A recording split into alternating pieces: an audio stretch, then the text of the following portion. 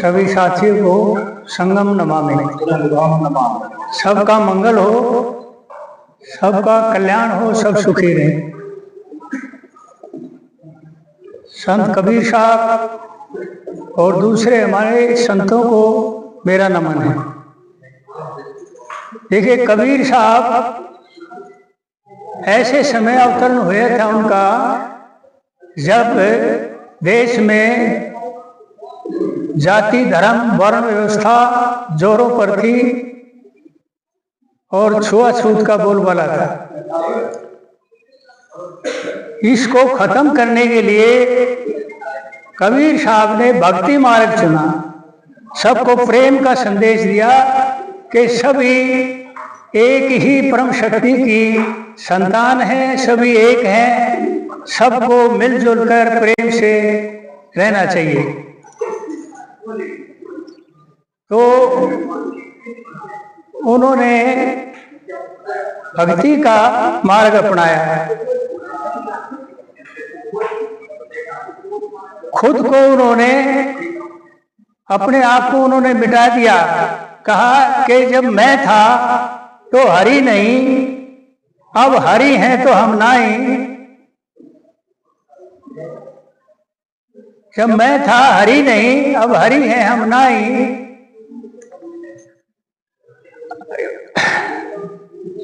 तो सब अंधियारा मिट गया जब दीपक देखे माई।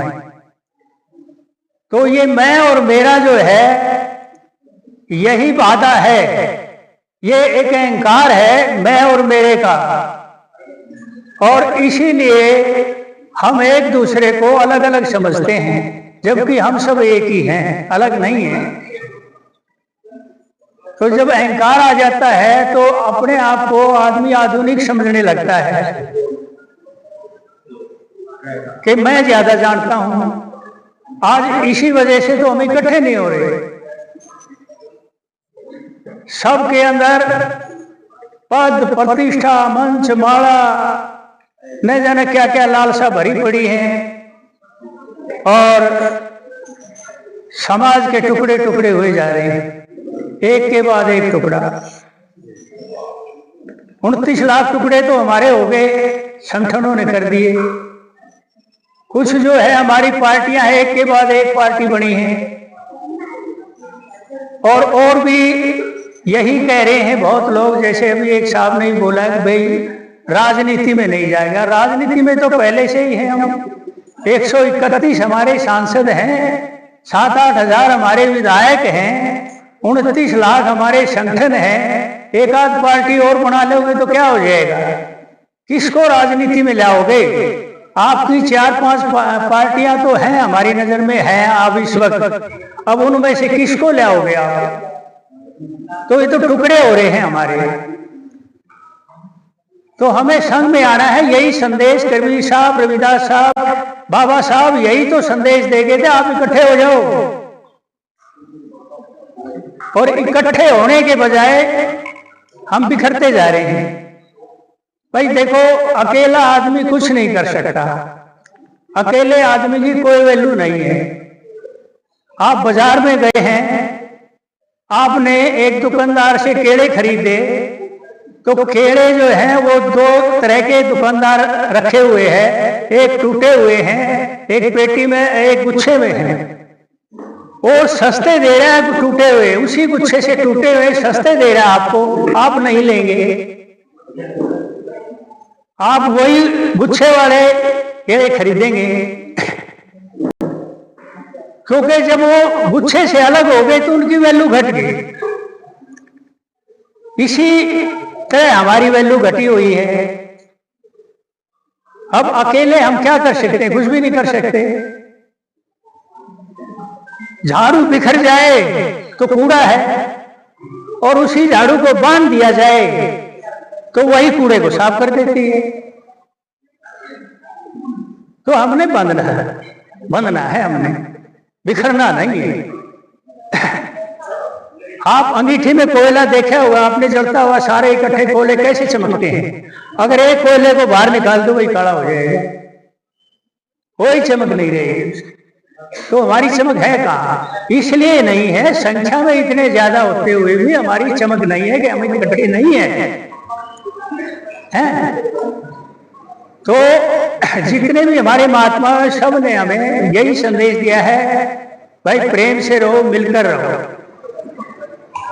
बुद्ध ने भी संगठन बनाए, संघ बनाया बुद्ध ने, क्योंकि बुद्ध को संघ का ज्ञान था। संघ ने उनको सजा दी थी, उनको पता था संघ की कितनी ताकत है, इसलिए उन्होंने भी भिक्षु भिक्षुओं का संघ बनाया। और वो संघ इतना मजबूत हुआ कि आज सारी दुनिया में बुद्ध धर्म है, हमारे और धर्म बाहर नहीं गए, सिर्फ बुद्ध धर्म जो है पूरी दुनिया में फैल गया। संघ की इतनी ताकत है। और भी अनेक उदाहरण हैं। देखिए, मिट्टी से मिट्टी मिलकर ईंट बनती है, ईंट से ईंट बनकर दीवार बनती है, दीवार से दीवार मिलती है तो मकान बनता है, मकान से मकान मिलते हैं तो गांव शहर बनते हैं, गांव शहर मिलते हैं तो राज्य बनता है, राज्य मिलते हैं तो देश बनता है, और देश मिलके दुनिया बनती। जब देश मिले तो दुनिया बनेगी। शुरुआत कहां से हुई? कण से कण मिला, कण से कण मिला और विराट हो गया। तो आज हम भी यही काम कर रहे हैं कि भाई एक एक आदमी को जोड़ो ताकि एक विराट संघ बन जाए।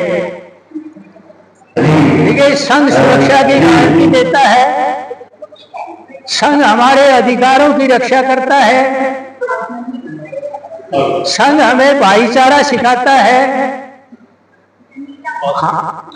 हेलो, हमारे नहीं है,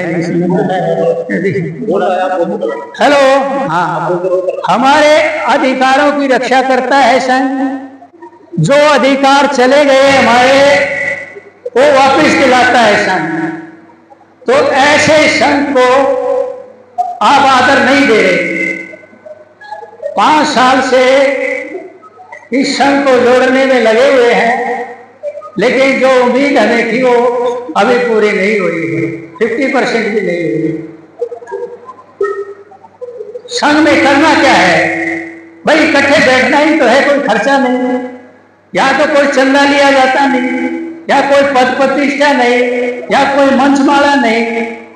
तो यहाँ तो आपस में बैठना है, एक दूसरे का हालचाल पूछना है, एक दूसरे के सुख दुख में काम आना है, यही संघ का काम है। अब ये बैठा है, ये संघ है, यहां से चला जाएगा तो संघ खत्म। जब हम इकट्ठे मिलते हैं तो संघ हो जाता है। किसी भी समस्या का समाधान संघ के बगैर नहीं हो सकता। तो इसलिए हमें अब देर नहीं करनी चाहिए, एक एक करके सबको संघ से जोड़ो, खुद जोड़ो। और ज्यादातर मैं यही रिक्वेस्ट करूंगा, युवाओं को भी साथ जोड़ो, क्योंकि जब तक युवा नहीं जोड़ेंगे हमारे संघ में मजबूती नहीं आएगी। आज हम ही गांव में लोग देखते हैं, रिटायर हो गए हैं, ताश खेलते हैं, उनके पास हम जाते हैं, बार बार जाते हैं, अरे भाई खेल लियो, 2 घंटे तो बैठ लो हमारे साथ। लेकिन नहीं, उनको अपने बच्चों की, आने वाली पीढ़ियों की कोई चिंता नहीं है। इतने गहरी नींद में सोए हुए हैं, अब उनको कितना भी हिलाओ डुलाओ कोई असर नहीं होगा। इसलिए आप सगुण संघ में जुड़िए, औरों को जोड़िए। ये संदेश सभी हमारे संत महापुरुषों का है, सभी हमारे महापुरुष कहे भाई इकट्ठे रहिए और अच्छी आदतें, अच्छे विचार और सबके प्रति भक्ति भाव ये रखिए। तो मैं इतनी बात कह के धन्यवाद। संगम नमामि नमामि। जय भीम, नमो बुद्धाय। सभी संतों को वंदनामि। आज ये 629वां कबीर दिवस है और इसमें यहाँ आए हुए सभी समस्त संघियों का तहे दिल से धन्यवाद। क्या कबीर साहब की वाणियां बच्चों ने काफी सुनाई और हर एक महापुरुष आए और कुछ सुना के गए। कभी एक श्लोक में भी कबीर साहब का बोलता, कबीर ये माया अटपटी सब घट आन अड़े, किस किस ने समझावे या कुएं भांग पड़ी। हमारे हर एक महापुरुष आए हमारे समाज को समझाते हैं लेकिन समझ में नहीं आती। कबीर साहब ने जितना समझाया 120 साल वो सबको इकट्ठा करने में और समझाने में ही चले गए लेकिन किसी के समझ में नहीं आए। कबीर ये माया अटपटी सब घट आन अड़े, किस किस ने समझावे या कुएं भांग पड़ी। कुएं भांग का मतलब है आपको 50, 60, 51 साल किसी कुएं में भांग डाल दे और उस कुएं का जितने भी लोग उसका पानी पिएंगे वो सब एक ही भाषा में बोलेंगे। अभी 5 साल से हमारे समर संघी कोशिश कर रहे हैं पूरे भारत में देश में इकट्ठे हो जाओ, इकट्ठे हो रहे हैं। धीरे धीरे वो रिजल्ट नहीं आ रहा जो हमें आना चाहिए था। अगर संघ में रहोगे तो जीतोगे, जहाँ जहाँ इकट्ठे होगे वहाँ वहाँ जीतोगे और इकट्ठे रहोगे तो जी अपने बच्चों को अपने भविष्य सुरक्षित रख सकोगे। और हेलो, तो कबीर साहब की एक वाणी और भी है, कबीर ये माया अटपटी लिए तो आ गया। चलो दूसरा कबीर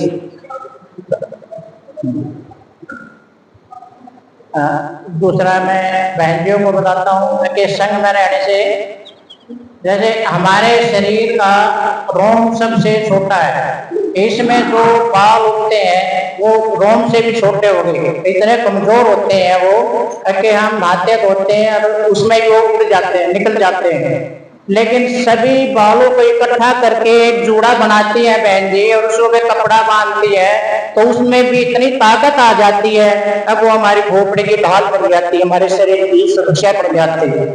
संघ में इतनी ताकत है। हमारे बाल कितना कमजोर है, कहते हैं हवा में उड़ जाता है, हम तेल पानी लगाते हैं धोते हैं तो भी वो निकल जाते हैं। अगर सभी बालों को इकट्ठा कर लेते हैं, एक संग में कर लेते हैं और जूड़ा बना के यहाँ ऊपर बांधते हैं, ऊपर कपड़ा बांधते हैं, वो एक ढाल बन जाती है।